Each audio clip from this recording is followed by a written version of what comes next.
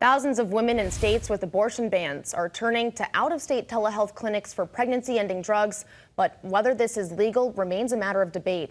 23 states and Washington, D.C. have shield laws, which protect telehealth providers who ship abortion pills nationwide. 8 out of those states include protections from criminal or civil prosecution, including here in the Bay State. Dr. Angel Foster is the co-founder of the Massachusetts Medication Abortion Access Project, one of the several telehealth providers facilitating abortions from afar in states with bans. She tells us more about how the Shield Law changed the way women got their care. But what makes the Shield Law comprehensive is that it effectively redefined the location of telemedicine abortion care. So if a clinician is licensed in Massachusetts, resides in Massachusetts, and practices from Massachusetts, for the purposes of telemedicine medication abortion care, that care is now considered to be taking place in Massachusetts, regardless of where the patient is located.